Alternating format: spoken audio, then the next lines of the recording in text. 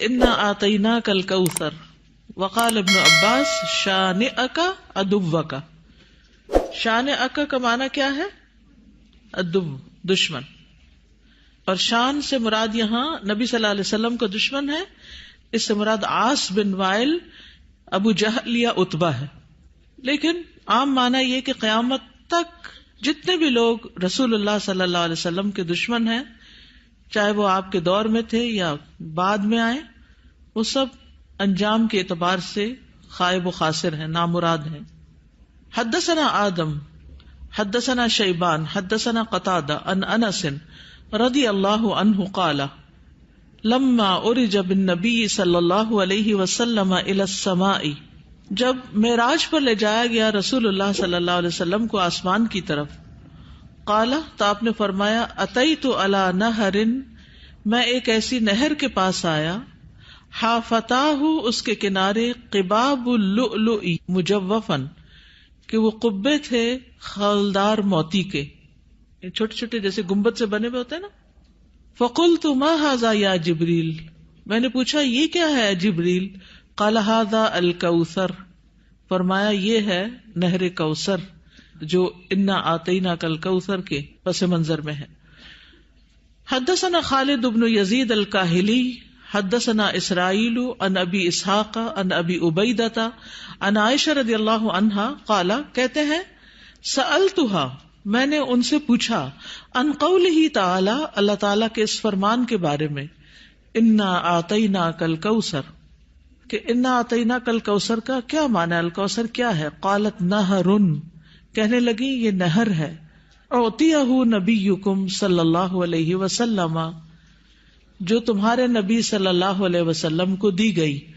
شاطئاہ علیہ در مجوف، شاطئاہ اس کے دونوں کنارے، علیہ ان پر، در موتی ہیں، مجوف خولدار یعنی اندر سے کھوکھلے. آنیتہ اس کے برتنوں کی تعداد کا عدد النجوم، ستاروں کی گنتی کے برابر ہے. ستارے کتنے ہیں گن سکتے ہیں؟ انگنت. رواہ زکریا و ابو الاحوص و مطرف عن ابی اسحاق. تو انا آتیناک الکوثر کا معنی کیا ہے؟ بلا شبہ ہم نے آپ کو کوثر عطا کی. حدثنا یعقوب بن ابراہیم حدثنا حشیم حدثنا ابو بشر عن سعید بن جبیر عن ابن عباس رضی اللہ عنہما انہ قال فی الکوثر هو الخیر الذی اعطاہ اللہ ایاہ، کہ کوثر وہ خیر ہے جو اللہ نے آپ کو عطا کی. قال ابو بشر قلت لسعید بن جبیر، ابو بشر کہتے ہیں میں نے سعید بن جبیر سے کہا جو ابن عباس کے شاگرد تھے، فإن الناس يزعمون انه نہر، کہ لوگ تو یہ سمجھتے ہیں کہ وہ ایک نہر ہے، فی الجنت جنت میں. فقال سعید، تو سعید کہتے ہیں النہر الذی فی الجنت، کہ وہ جنت والی جو نہر ہے، من الخیر اس خیر میں سے ہے، الذی آتاہ اللہ ایاہ جو اللہ تعالیٰ نے آپ کو عطا کی. تو کوثر کا لفظ جو ہے یہ لغوی اعتبار سے کثرت سے ہے، اس سے مراد خیر کثیر ہے، جیسے کہ آگے ابن عباس کہتے ہیں. اور اس میں دوسرے معنی بھی آ جاتے ہیں، جیسے جنت میں نہر کوثر وہ اسی خیر کثیر کا حصہ ہے، یعنی خیر کثیر عمومی لفظ ہے اور پھر اس کی مثالیں ہیں جیسے نہر اور حوض وغیرہ. اسی طرح حوض کوثر کو بھی اس کا مصداق بتایا گیا ہے. اہل ایمان جنت میں جانے سے پہلے رسول اللہ صلی اللہ علیہ وسلم کے دست مبارک سے اس کا پانی پیئیں گے.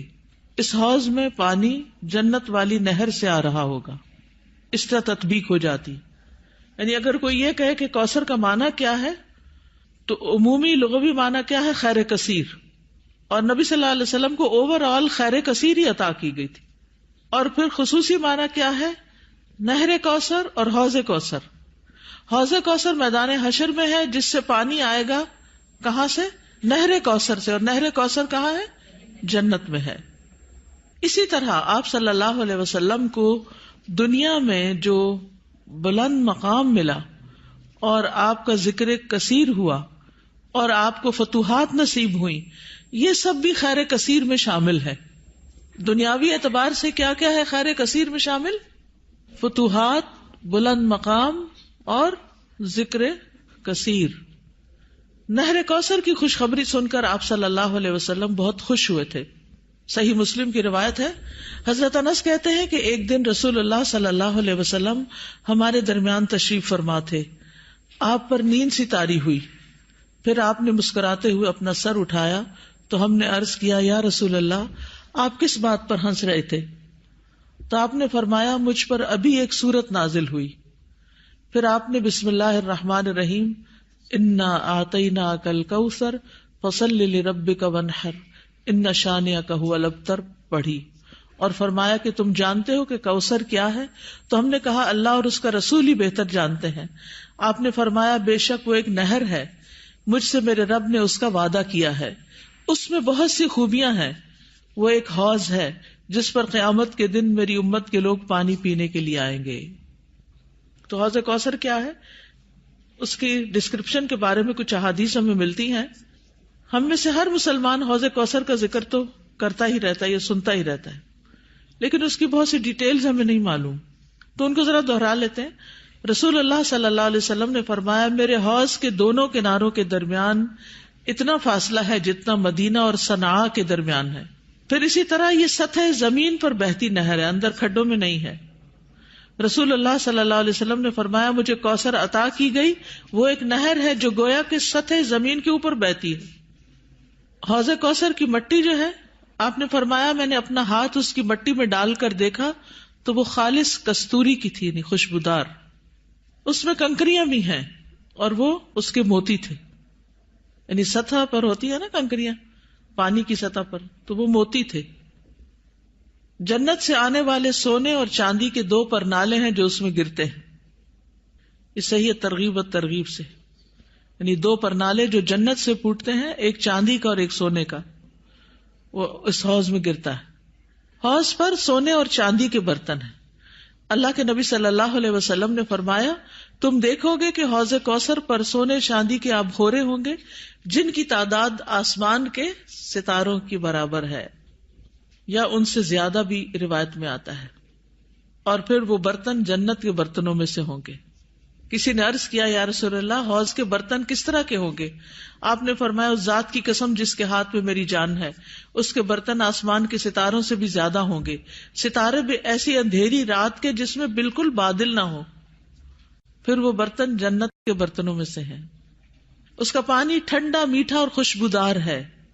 رسول اللہ صلی اللہ علیہ وسلم نے فرمایا, میرا حوض عدن اور عمان کے درمیانی فاصلے جتنا ہے. حوض کا پانی برف سے زیادہ ٹھنڈا, شہد سے زیادہ میٹھا, مسک سے زیادہ خوشبودار, اس کے آبخورے آسمان کے ستاروں کے برابر ہیں. اور ایک جگہ دودھ سے زیادہ سفید بھی آتا ہے. آئس کریم کیا چیز ہے اس کے مقابلے میں. پھر جو ایک گھونٹ بھی پی لے گا کبھی پیاسا نہ ہوگا, اس کے چہرے کا رنگ کبھی سیاہ نہ ہوگا. سبحان اللہ, یہ تاثیر ہے اس کی. دنیا میں کئی ٹوٹکے کرتے رہتے ہیں, یہ کھا لو, وہ پی لو, یہ لگا لو تاکہ رنگ صاف ہو جائے. اس کا ایک گھونٹ پی کر انسان خوبصورت ہو جائے گا.